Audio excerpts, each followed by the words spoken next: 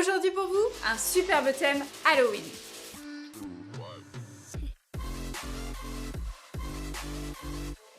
Salut à tous, j'espère que vous allez bien. La période d'Halloween approche à grands pas et du coup, une de mes clientes m'a demandé de lui réaliser un thème Halloween. Je trouve le résultat plutôt sympa, je vous laisse découvrir.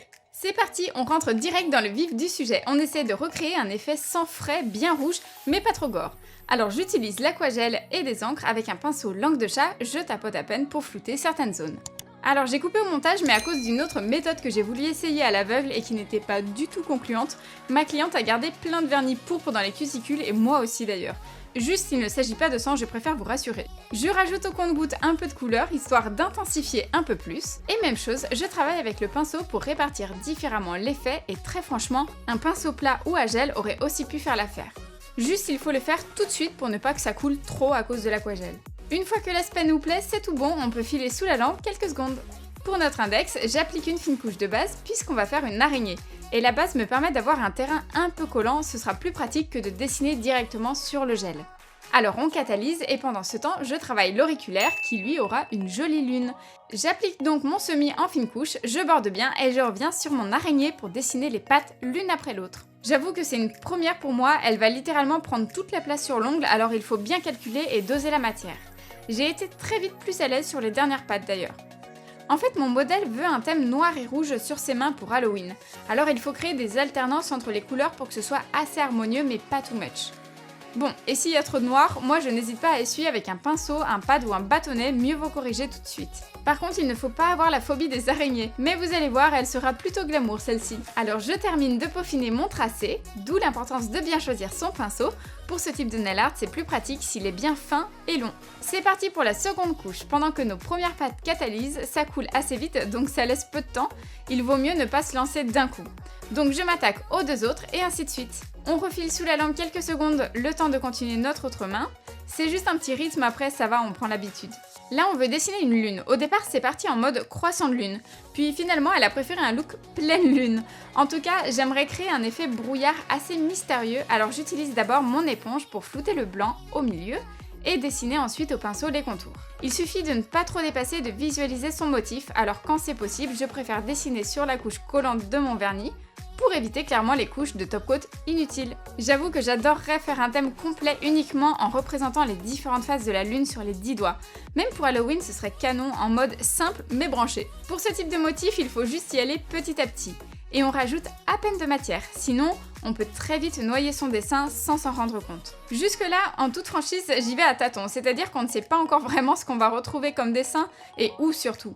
Alors le mieux, quand c'est comme ça, c'est de commencer par un premier doigt, puis un second, et je trouve que c'est plus facile de se projeter lorsque ça commence à prendre forme. Donc pour dessiner le bord, je prends très peu de gel blanc et je rassemble vers le milieu en étirant la matière par-ci par-là.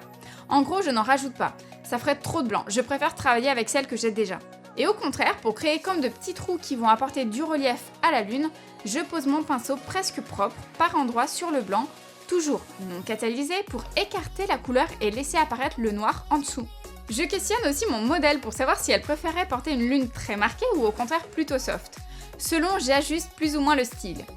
Et je pense que si on voulait un croissant de lune comme initialement, on serait bon et je m'arrêterais sûrement là avant de fignoler et terminer. Oui mais voilà, arrive l'étape de la négociation, finalement on change d'avis, alors je vais m'exécuter et hop, magie, on obtiendra une jolie lune bien pleine.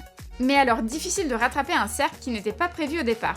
Rien n'est impossible, alors on va vite réussir à transformer l'ensemble. Au moins on comprendra bien qu'il s'agit d'une lune. Par contre, exit les petites étoiles, notre semis va faire office de nuit étoilée. Donc j'essaye d'agrandir le motif, et il faut que vous sachiez que moi aussi j'ai fait ma pause Halloween hier. Et donc la prochaine vidéo de vendredi sera ma manucure. Vous verrez, je suis partie sur des inspirations un peu différentes. Franchement, j'adore tellement les périodes de fête parce que ça me permet de tester de nouvelles choses et je trouve que c'est cool aussi de pouvoir s'exprimer sur un thème au travers même de make-up ou de costumes. En tout cas sur les ongles, je trouve ça grave cool et en plus on peut vite passer à autre chose sans trop se lasser. Sinon nous voilà de retour sur notre petite araignée qui pour l'instant n'en a pas vraiment l'allure. Alors je m'applique et j'essaye de reproduire à l'identique le côté gauche de la droite. On n'avait pas protégé notre annulaire, alors maintenant qu'on est sûr de ne rien ajouter et qu'il soit bien catalysé, à la longue je pose mon top coat. Je peux alors pendant ce temps revenir librement continuer mon araignée et cette fois je m'attaque aux pattes du haut. Et bien sûr il faut que ce soit proportionné si possible. Bon alors, petite astuce pratique. Pour faire des retouches nail art, le plus simple c'est d'avoir un accès rapide à son vernis. Il existe des bagues conçues justement pour ça, mais je trouve que c'est encombrant et finalement pas si cool. À choisir, mieux vaut encore enfiler une protection de doigts, ça fera office de gant. C'est vous qui voyez, entre nous il n'y a pas de bonne technique, moi je jongle selon les viscosités des vernis. Si je sais que c'est très liquide, j'en dépose dans un ramequin par sécurité. Bon, une fois tout bien terminé et catalysé, je vais fixer un beau strass rouge qui remplacera le corps de notre araignée. Et là, il faut bien l'ajuster si on veut que ce soit droit. Le truc c'est qu'avec le bombé de notre ongle, il est impossible de poser un bijou plat aussi volumineux sans créer de jour. Donc ce n'est pas grave, on peut catalyser et revenir dans un second temps, le border avec notre gel sans résidus pour pas qu'il s'accroche. On peut continuer notre main droite, je vois qu'on a déjà posé une jolie main de squelette sur notre annulaire à côté. Malheureusement la came s'était coupée, mais c'est précisément la même technique que pour le strass. Donc pour ce doigt, rien à signaler, on laisse un peu notre ongle tranquille, on applique la deuxième couche de ce superbe semis, qui est déjà bien opaque en une couche.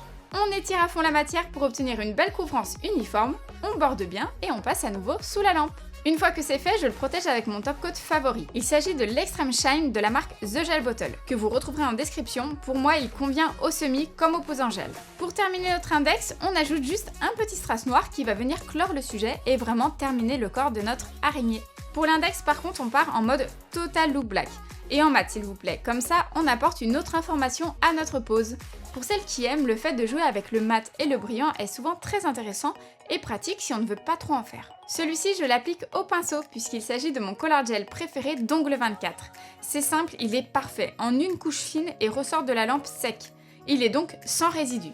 C'est trop pratique pour les poudres surtout. Et pour l'avoir posé de nombreuses fois, il est parfait en semi comme sur du gel.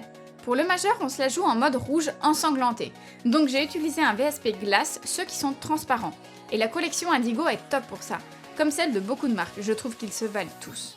Sinon, on en profite pour poser notre rouge aussi sur le second doigt, puisqu'on va l'utiliser pour créer un effet ombré dans les angles, qu'on va recouvrir de notre top coat mat. Tout comme notre ongle noir de tout à l'heure. Et pour bien poser un mat, je vous déconseille de trop l'étirer.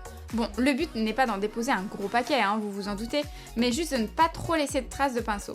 Sans trop insister quoi. Mais toujours penser à border et bien remonter vers la cuticule si on veut recouvrir le glossy du vernis intégralement. Sinon du brillant se verra en contraste avec le mat et ça fera négliger. Bref, on a réutilisé des inks pour apporter de la profondeur à notre rouge, comme un effet vieilli. Mais avant ça, je protège mon majeur.